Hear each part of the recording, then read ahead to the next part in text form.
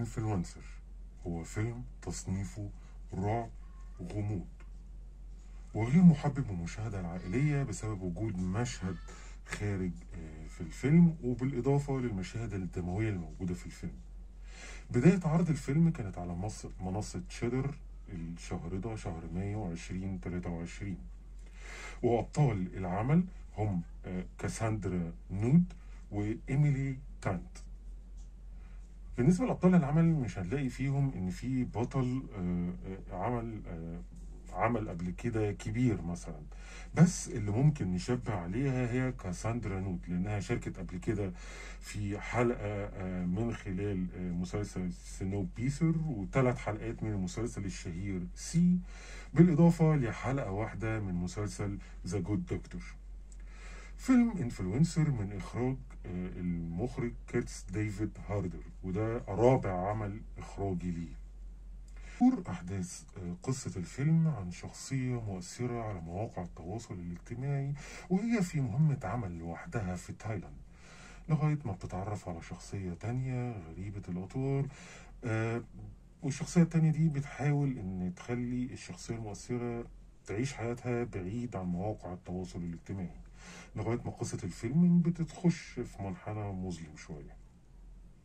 فيلم انفلونسر هو فتح باب المناقشة في حياة الناس المؤثرة على مواقع التواصل الاجتماعي، وعلشان يعرض وجهة نظره دخل جوه الفيلم أحداث قصة ليها علاقة بالغموض والإثارة. كان نشرح الكلام ده فالفيلم ابتدى يشرح حياة الانفلونسرز بأنه يسأل أسئلة كتيرة في بداية الفيلم عن طبيعة حياتهم. هل هم سعداء ولا لأ؟ هل بيحسوا بوحدة بالرغم من إن في جماهير كتير حواليهم؟ هل حاسين إن حياتهم مزيفة؟ وهل لمدة 27 دقيقة. وساب الممثلة تؤدي دور الإجابات بالأداء التمثيلي لشخصية ماديسون، وكأنه بيبني وجهة النظر اللي عاوز يطرحها الفيلم لباقي الفيلم. وعشان المشاهد جاي يتفرج على فيلم غموض، وكأنه ابتدى الفيلم من الدقيقة 28 نزل تتر البداية، ومن هنا ابتدى غموض الفيلم مع بعض من لمسات وجهة نظر الفيلم في حياة الانفلونسرز، لدرجة انه افترض ان المؤثر على المواقع التواصل الاجتماعية ممكن ان هو يختفي وحد يحل مكانه، والجماهير اللي بتتابع المؤثر ده مش هتحس بغيابه تماما. وبين لك قد ايه ان العلاقة ما بين الجمهور والمؤثر هي علاقة مزيفة، حتى ان زملائه الموجودين في الشغل ممكن يتخلوا عنه في اي لحظة. من اول مميزات الفيلم، اول بداية الفيلم اول ما تتفرج عليه، هو العنصر البصري اللي موجود في الفيلم، وده اكيد طبعا بسبب الطبيعة اللي اللي بيتم تصوير الفيلم فيها في تايلاند. فالفيلم فيه مناظر طبيعية جميلة جدا، بالإضافة للأماكن اللي هم كانوا عايشين فيها. كانت من ضمن الحاجات الجميلة البصرية اللي بتخليك تستمتع بالفيلم. بالإضافة لكده بالنسبة للإخراج اللي كان بيزود حالات الترقب والتوتر والقلق الموجودين في الفيلم. ومن ضمن المميزات برضو الموجودة في الفيلم هو الأداء التمثيلي، وخصوصا الأداء التمثيلي للشخصية الرئيسية اللي كانت بتقوم بدورها الممثلة كاساندرا نوت. وده بسبب إن هي كانت بتتنقل ما بين البراءة اللي كان ظاهرة على ملامحها في بداية العلاقة بشخصية تانية، والشر. وعجبني الفيلم ازاي تناول قصة الفيلن، بمعنى ان هو ما تكلمش عن سبب ليه هي بتعمل كده ولا ايه ماضيها، واكتفى بس ان هو يعمل مناقشة بينها وبين باقي الشخصيات بأسئلة، وساب لك انت الاجابات. ومن مميزات الفيلم الأداء التمثيلي لدور البطلة التانية من وجهة نظري اللي قامت بدور شخصية ماديسون، وخصوصا في أول 27 دقيقة من الفيلم، اللي كان كل دورها إن هي تجاوب عن الأسئلة الكتيرة اللي طرحها الفيلم في البداية، في بداية القصة.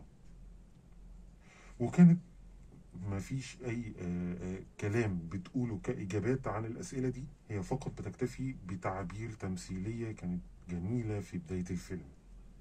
المميزات اللي موجودة في الفيلم هو السيناريو والحوار اللي كان بيشرح كل الأسئلة اللي احنا كنا محتاجينها كمشاهدين من خلال مناقشة الشخصيات ما بينهم وبين بعض بطريقة غير مباشرة. وكان بيحاول من خلال السيناريو والحوار انه يشرح رمزيات الفيلم ووجهة نظره في القضية اللي هو بيناقشها. من عيوب فيلم انفلونسر، اول حاجة النهاية متوقعة جدا جدا. من اول نص ساعة من الفيلم انا عارف ايه اللي هيحصل في النهاية، وكنت بأمل ان لما اوصل للنهاية ما يبقاش اللي انا متوقعه هو اللي هيحصل، بس للأسف ما حصلش كده. ومن ضمن برضو العيوب الموجودة في الفيلم ان الفيلم غلب عليه انه يشرح وجهة نظره في بعض لحظات الفيلم على ان هو يحكي قصة، هو عاوز يناقش قضية بس، لكن ده غلب عليه ان هو يحكي قصة للفيلم. وده بيظهر لنا في طول المدة اللي كان بيبني فيها القصة في اول 27 دقيقة من الفيلم، والمدة دي انا شايفها طويلة جدا من وجهة نظري. وده من ضمن الأسباب اللي يخلي النهاية بالمنظر ده، أو النهاية المتوقعة اللي احنا شفناها. والنهاية المتوقعة دي هو كان عاوز يبين وجهة نظر معينة للقضية اللي بيناقشها الفيلم. ومن عيوب الفيلم إن في جزء الأجزاء الأحداث الغامضة اللي كانت بتحصل في الفيلم كان في بعض الأحداث مفتعلة، وفي بعض الشخصيات تم إدخالها في الفيلم عشان تزود القلق والغموض. ده اللي خلى ان يبقى فيه بعض الاحداث الغير منطقيه.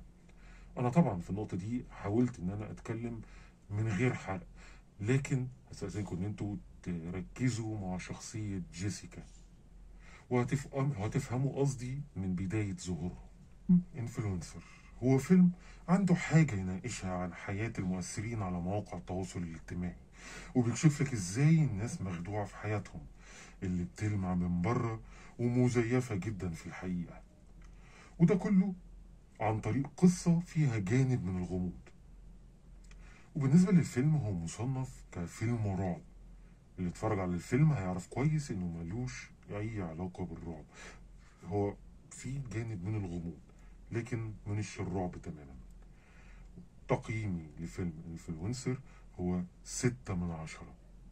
اتمنى ان انا قدرت اساعدكم في مراجعة للفيلم ومشاهدة ممتعة للفيلم.